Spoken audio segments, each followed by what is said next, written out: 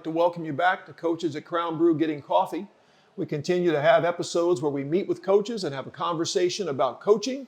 And I want to say a couple of things ahead of time. Thank you to the Swinford Media Group for all their work with the production, the editing, and so forth. They do an amazing job of making this look as good as possible. I want to give a shout out to Sam Irwin and Brian Delaney, who do a podcast called Behind the Mic.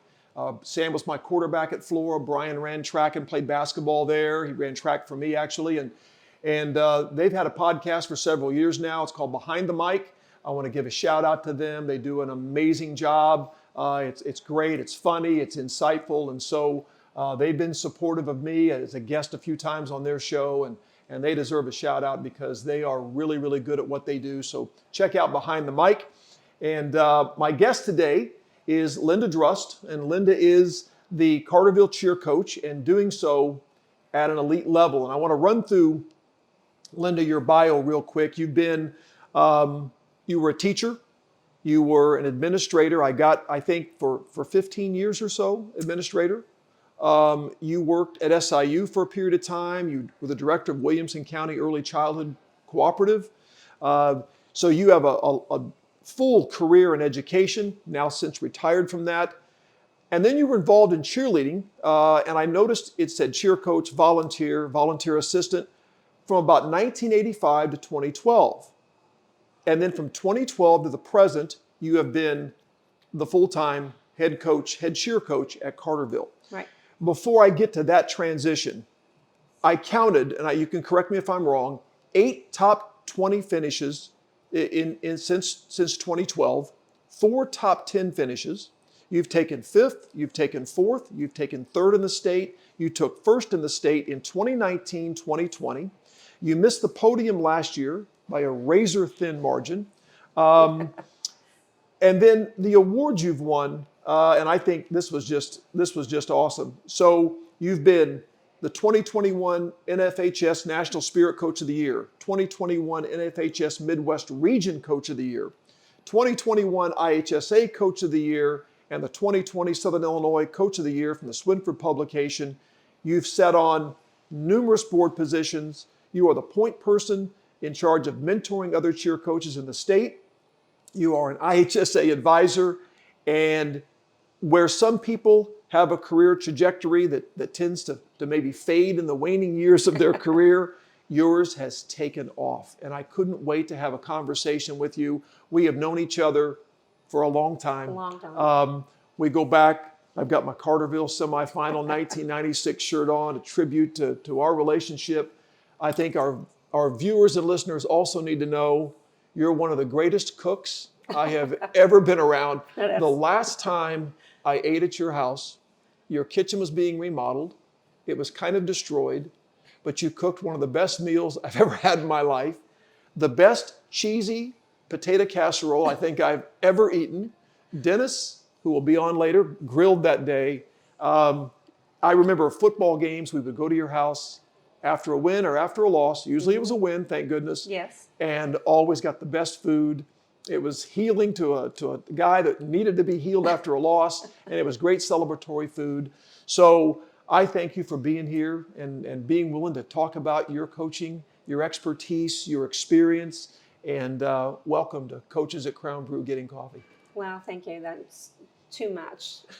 No, not at all. Make me humble, but I will correct you. We've been in the top 10 for 6 years in a row. Awesome. And that's pretty awesome. That is a big feat. So tell me, the first thing I want to know is something happened beginning when you took over in 2012 as the paid assistant.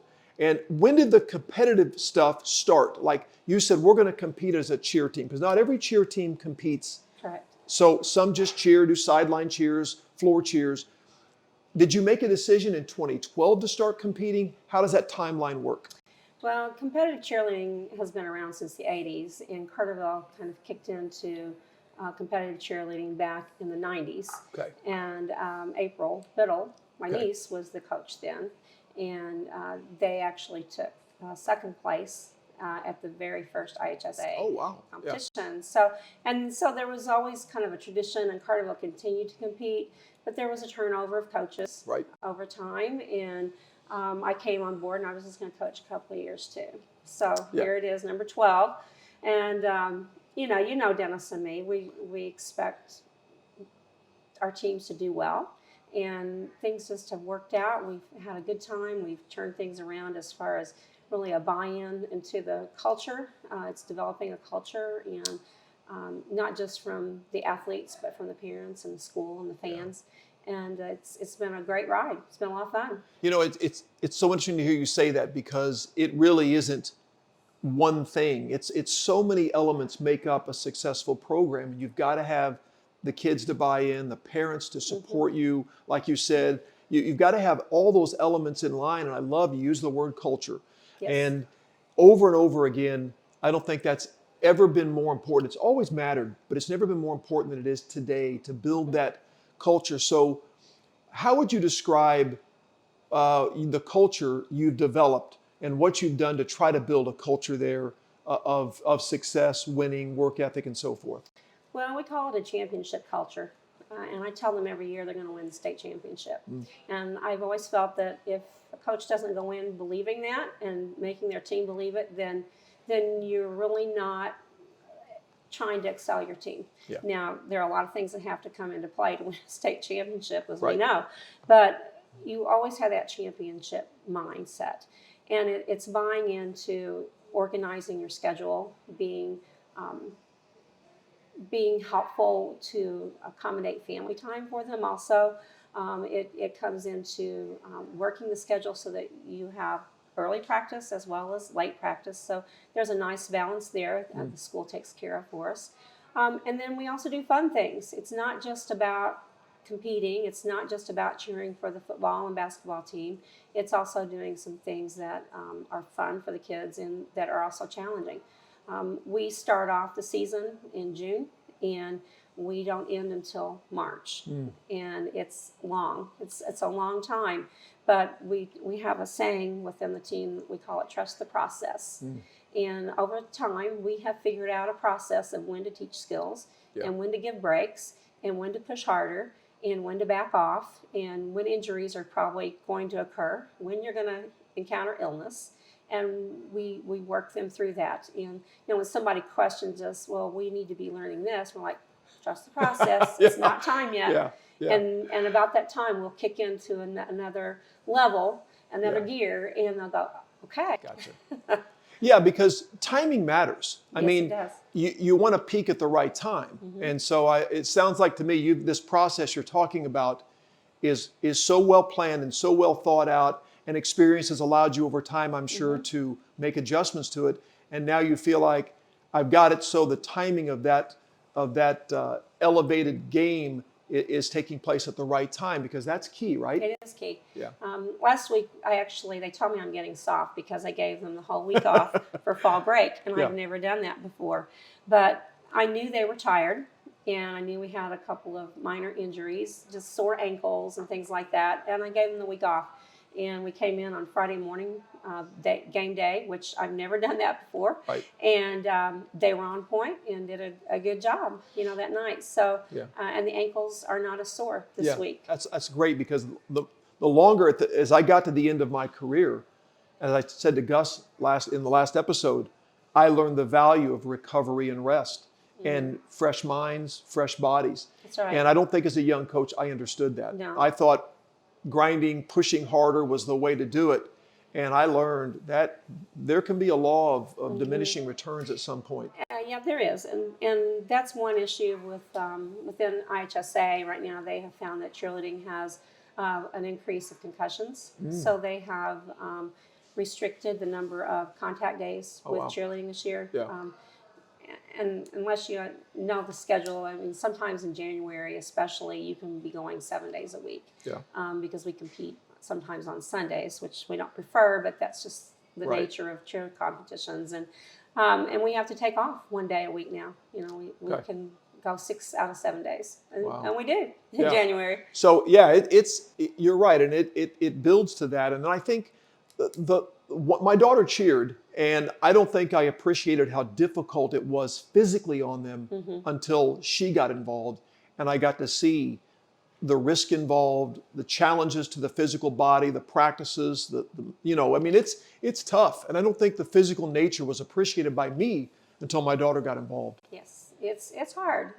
We train a lot, mainly during the summer as far as conditioning, and then we say we don't lift weights, we lift people.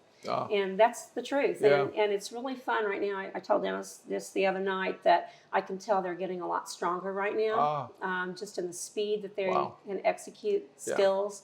They're tumbling stronger, jumps are stronger. So that's the repetition that's over and over. And some of them do take some fitness PE at school, and that helps, but not all of them do. Right. So we have to do everything in that little 2-hour block of time. That's right. And so organization, the process, as you said, becomes important. And let's face it, when you tell someone to trust the process, when you've had success, that's a whole lot easier to say and for kids to believe in, because I've been involved in some rebuilding processes myself. And when you say trust the process, get a lot of funny looks when you have not had success someplace. Once you've had success, you may still get a few funny looks, but they have to believe that Linda Drust knows what she's talking about. Trust the process. So that's cool.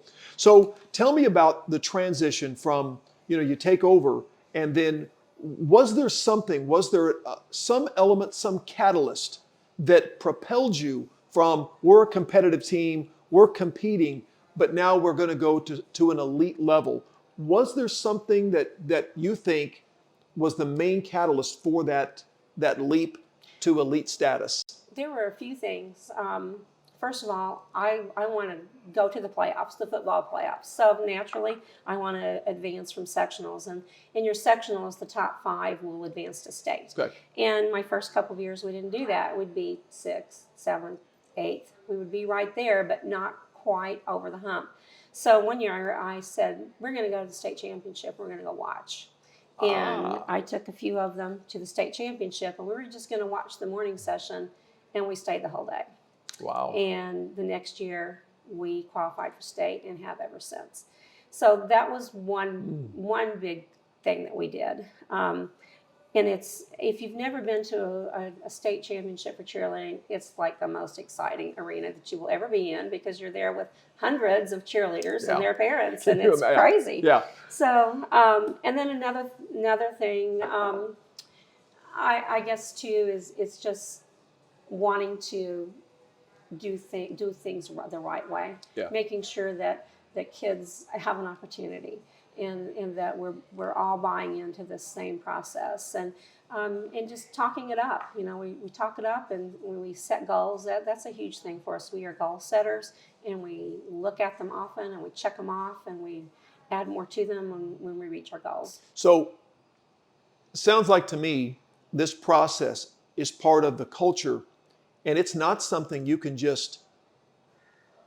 It's something you're teaching every day. Right. It's part of the routines you're teaching. It's part of the training that you do. That culture, you're teaching that as well, and you're ingraining that. And then I heard a coach say one time, when your athletes start using your language to talk about the program and the process, I think Bill Walsh said it, you've made it when they're saying your words. They're maybe telling other people, maybe new members, this is how we do things. And, when they start teaching it to the younger members. Exactly. And sometimes I hear my upperclassmen do that more than the younger ones, but even sophomores up, they are already regurgitating information to the freshmen of, she's going to say this, and you better wear the right shirt, and you better be here on time. And everybody has responsibility, and they know what it is, and we come in and we get it done. So when you get to that elite level, so you're qualifying for state, and you're making the changes. And by the way, I think taking your kids to go watch, I think it's very difficult to get there if they've never seen it. Exactly. Because if you're going to tell them we've got a vision of a goal and a vision of making it, they have to see exactly what that looks like. Right. I think I made the mistake of never going to a high school championship until 1995, and then I went in 95, and I watched DuQuoin play in the championship game against Spring Valley Hall. I wanted to see what it looked like, what it smells like, what it feels like. didn't have any idea that the next year I would be on that same turf against Spring Valley Hall. Spring Valley. But I honestly don't know that I would have made it. The team would have made it if I hadn't watched it myself and see it and know exactly what that looks like, because it created something in my brain, I think, even in my subconscious, and that's going to sound really deep, but I think it matters. It does matter. And, Yeah. you know, you asked me too about when did the change happen, and I watched these really great coaches, and I watched what they did. I watched how they walked into the gym. Yeah. I watched how they dressed. I watched what they said, how they responded. Jeff Siegel is the winningest coach in the state of Illinois. He's head coach at Buffalo Grove. Right. He's become a really good friend. And just watching him, I went back to one of my very first conferences that I attended, and he was the first meeting that I went to. Oh, wow. And I had all of these notes written, and I kind of started laughing because I was like, I'm doing that, I'm doing that, I'm doing that, I'm doing that. That's awesome. It was really cool. Yeah. And then, Julianne Harris from Bree Central, I can remember standing and waiting for her after the first sectional when she won, when the first year that I coached, to congratulate her. And I just watched her from afar. I think she's a marvelous coach. And then Lisa Turner from Mount Vernon, she's been coaching forever. And Robbie Walters from Columbia. So you watch these coaches and you try to emulate what they do and then make it work for your program. That's great. And I love the fact that you're sharing that, because giving credit to those people that you listened to and you watched. And now there's a lot of young coaches watching Linda Drust, I guarantee you. Neva Korn, I can't pass that one up. Neva Korn from Pinckneyville. Sure. She was amazing. And, I don't know everything by any means, but I've worked hard to learn. Of course. Constantly. And you can tell that. And that's the thing. I mean, I want to ask you this too, because that next level, I don't know anything about this, but where do the routines come from? So you want to have a championship routine. Where does a cheer coach get those amazing routines? We've all seen them on television. You're thumbing through the channels and all of a sudden you see what's going on. And I'm thinking, where does that come from? Well, that is not my strength. First couple of years, we paid a choreographer to come in, and we paid them thousands of dollars to come in to teach our girls. They did a good job. Yeah. It was okay. The third year, it was not so good. And our daughter, Amy, said, Mom, I'll help you fix that routine. And then the next year, she said, I want to do the routine. Oh, wow. So she was my assistant at the time, and she has done our choreography now for 6 years. Wow, I didn't know that. Every routine that she has choreographed for us, we have taken to state. Wow. So, yeah. Joe, that's awesome. I know. Yeah. She has a real knack for it. Yeah. And now she's actually doing some choreography for some other teams, too. Really? So, yeah, she has a real knack That's for got it. to make you proud. It does. Yeah. I tell her, these are the skills I want, now figure it out. And she likes to do that. So I let her. What a gift, yeah. It is a gift. So I can't take the credit for that choreography. But again, we both study it together. And if you look back through my text messages, that's all it's about. Do this, do that. We should do this. We should try that. Did you see this team? Yeah. And so we are constantly sharing ideas. And that's great. We balance check each other. Yeah. So how cool is that to have someone in your own family, your daughter, doing, coming up with these routines, and that's got to hit home for you, and then the success that you have is shared with her, and she is your assistant, right? Correct? Is. Yeah. Yes, she is. Great. Yeah, she's actually, we really go hand in hand. And unfortunately, she's not around as much this year because she has a new baby. Sure. But she's still involved, and we'll start choreography next week, and I can't wait. Yeah, I don't think it's a strange question, because I think it's a question that's on my mind, because as I watch this, years and years ago, male cheerleaders were very rare. And you might see them at the college level, you don't see them at the high school level. Right. I remember when I was in high school, Centralia had a male cheerleader, and it was just different. It was not something you saw every day. Right. Now that's becoming much more common. So what has been the impact of adding the male cheerleaders to the cheerleading competition? Well, unfortunately, we haven't ever had any male cheerleaders at Carterville that I've worked with, but there are some in the state, and they're amazing. Buffalo Grove is one example, and Coach Siegel, he brings the football team in at this time of year when they end their season and they become cheerleaders. And Wow. they won I the didn't state know that. championship last year. And those guys are amazing. They lift those girls. They learn to dance. They learn to jump. Wow. They learn the timing. Yeah. They get the flexibility. Yeah. It's really fun to watch a good male cheerleader. I a didn't good know co-ed that. team. That's fascinating for It football is. coaches out It there that is. are watching to know that. I mean, because it's a big part of the college process. You see the competitions, but the high school, that has to be an interesting dynamic. So if you were to have a male cheerleader, would it create a new dynamic for you as far as the routines that you have? Could you use them in a way that, I mean, is that? It kind of depends upon the number of males that you have. If you have Right. more than one male, then you have to go to the Coed division. You can Oh, have okay. one male I got you. and stay in your regular Okay. female division. Yeah. So we haven't had to deal with that. There are a few schools in the area that have had co-ed teams before, but no one really consistent year after year. You see that more in the Chicago area, Gotcha. in the larger schools, some Yeah. of the medium-sized schools, but mostly the larger schools. But it does change the dynamics because there's a different level of strength that the guys have. Yeah. And there's a different volume to their voice. And guys usually aren't as flexible either as girls. So you have to adjust your choreography to them. Yeah. If you ever go to a state championship, you should go watch a co-ed division because it's pretty fantastic. And I can imagine, I've been to wrestling championships, basketball championships. I can imagine the sound when you put all those cheerleading squads, Yeah. which they're known for their volume. Yep. And I can't imagine what facility sounds It's like. electric.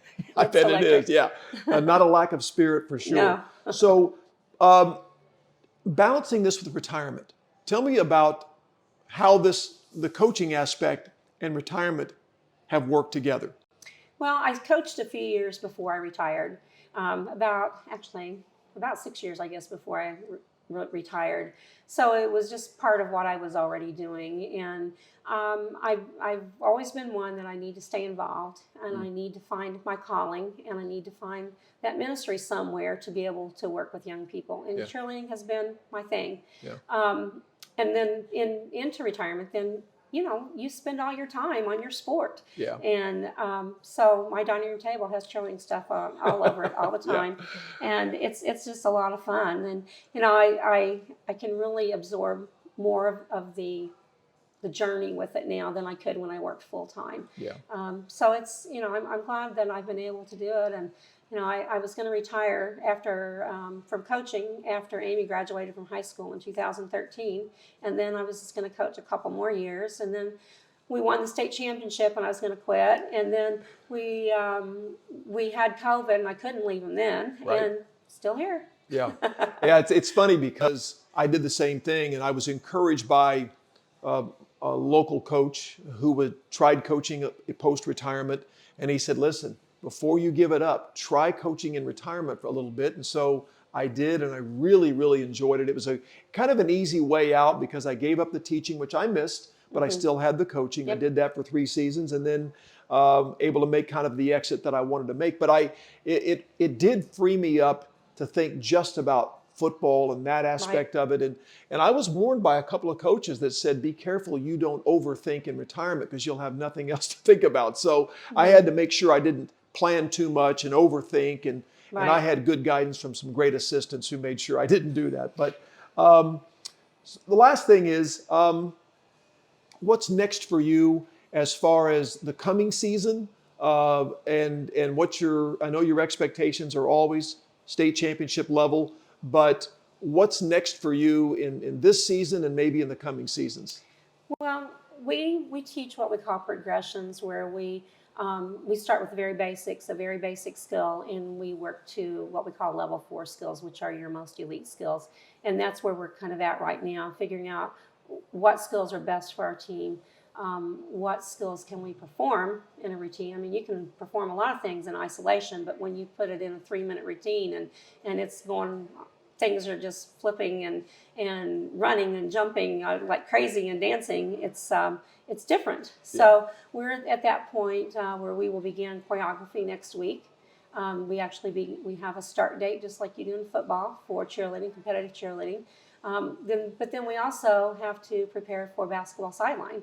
And we're still wrapping up football sidelines. Right. So within a cheer team, you really have three teams. You have football sideline, basketball sideline, and your competition team. Gotcha. And in a small school like us, that is pretty much the same team over and over and over. And you're sharing these cheerleaders with other sports too? We are. Yeah. We do.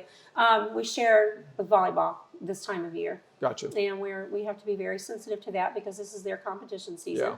Yeah. And we don't expect them to do our extra conditioning. We do want them to come to as many practices as they can, but they also have to balance their schoolwork. Sure. Yeah.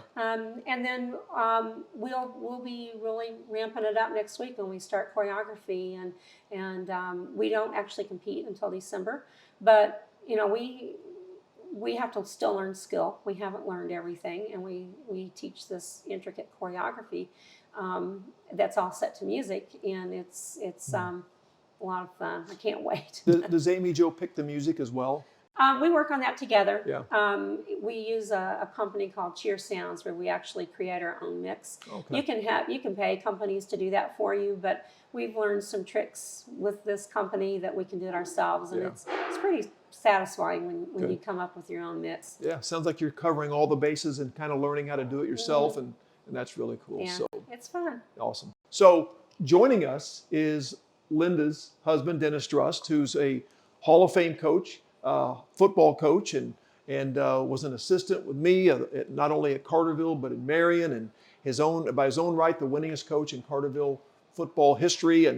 And these two have made quite an impression in the coaching world.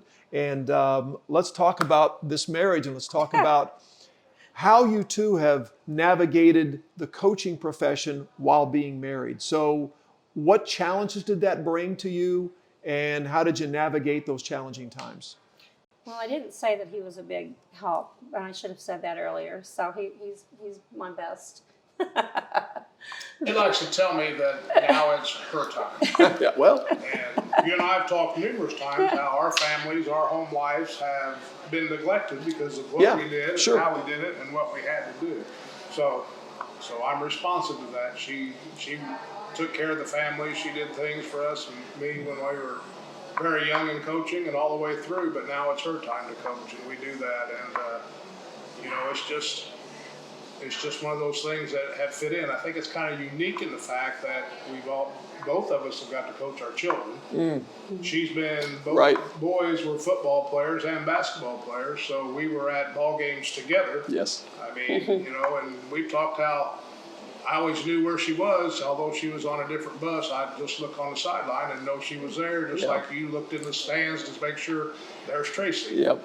And so it was unique in that situation that it kind of brought us together more as a family. We weren't as apart. That's a great point, because the fact that you're both involved, you weren't fully separated. You were not together, but you were kind of. That's interesting. What were you going to say, Lynn?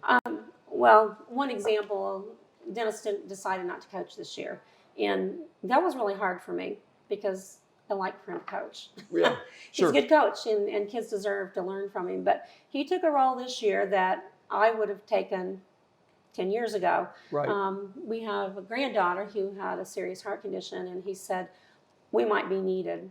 And I said, do I need to not coach? And he said, no, you need to keep coaching. I can help our kids in Georgia if they need us. So he did. He went down for 10 days and helped with the family in Georgia. And then he came back, and a couple of days ago, we're taking care of Amy Jo's baby. And I said, I have practice at 3:30, and Amy has conferences until 7. And he goes, well, I guess she can stay with me. So here's Dennis at home with the 4-month-old. And he did okay. But that willingness to sacrifice for each other, you early in his career and him now later on in your career, is part of the reason this marriage has worked. Yep. And part of the reason I think you're both successful, because behind every great coach is a spouse that's doing things behind the scenes that matter a lot. And I know that's true in my marriage with Tracy, and you can see it with you two. And that's a great story of him and what you did early and what he's doing now. That's really special. So involved in coaching, there's negativity. No matter how successful you are, there's going to be negativity. And I think sometimes it's harder on the spouse sometimes than the person that's in the arena doing the actual coaching at that time. How is that? What have you learned from that process of dealing with negativity that's out there. Any thoughts on that? How you guys have, what you've learned from that, or how you've handled that? Well, I mean, we look out for each other, but we've learned that discussions happen at home. We Right. can have each other as the sounding board to share our frustrations, and then you just leave it there. Yeah. But we try not to dwell on it Yeah. for a long period of time. There have been rocky moments with each of us coaching and in our careers that, we are just there to support each other, and that's what gets you through. And thank goodness social media hasn't always been around. Yeah. So, I'm happy about that.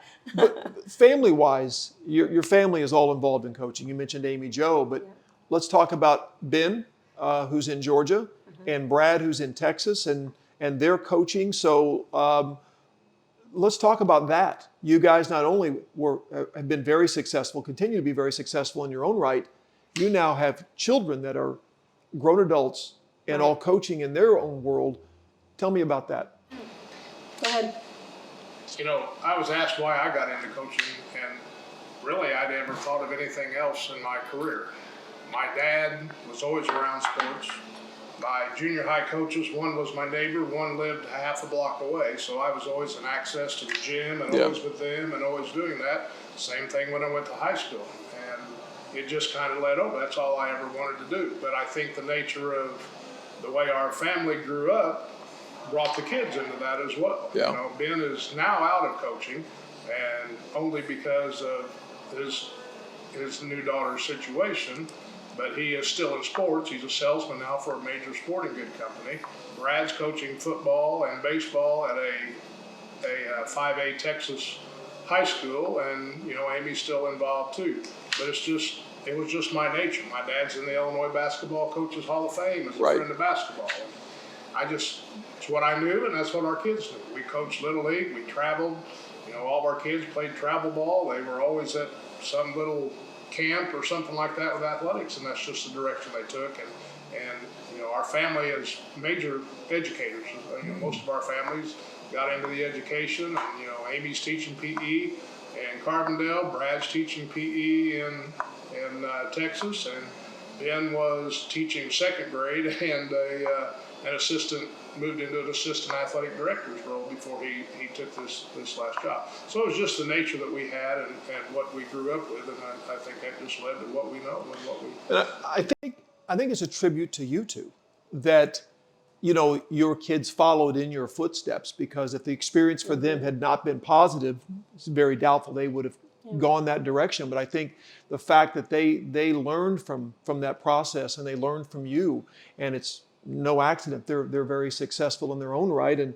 And Ben was having success as a coach in Georgia, but went a different direction, but still involved in athletics, like you said. But it's a tribute, I think, to what you guys taught them, and now they're going to be successful in their own rights. They already are in so many cases. But your extended family, we talked beforehand, is involved. You've got nieces and nephews who've been coaching, so it's a literally, the tree is branching out, and you have a great family history of athletics. And what's funny is that neither one of our parents, none of our parents went to college, so they were not teachers. But we had such great experiences when we were kids, Right. in athletics and in our schooling. That's what we decided to do. And I can remember when I was in, and Dennis might not even know this, we're high school sweethearts. We started dating when I was a sophomore in high school and he was a senior. And I think we broke up for about 1 week. And that was about it. So we've been together all a long That's time. awesome. Yeah. But I told Sherry Jenkins one time that I said, I want to marry a coach. And she was like, oh, honey, you don't want to do that. Well, I did. Yeah. And it's been a great marriage for us. Did you know at some point, though, I'm going to marry a coach? Did you know you were going to be a coach? I think I did. Yeah. I was not the athlete who was the softball player or the basketball player, because girls don't do that at Right. my age. That's when girls athletics just started. So I was the cheerleader, I was the gymnast, that type of athlete. I like to run. But I always knew that I wanted to be a teacher, Yeah. and that that's just what you do when you're a teacher. You coach. Yeah. So I'm happy I did it. What's next for you? So, I know you've got a group. You're focused on this season. What's next? Continue this, or is it a year by year thing for you, or what's next? That's a really good question. I have a couple of kids that they'll say, "Oh, how much longer are you going to coach?" And I said, "Well, I'm not 70 yet."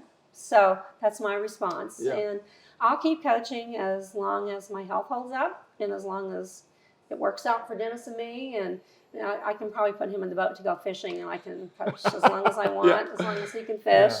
But I don't know. We'll see. I still enjoy it. Yeah. So as long as it's still fun for me, I'll probably keep doing it. Well, we're all better off having you Thank doing you. what you're doing.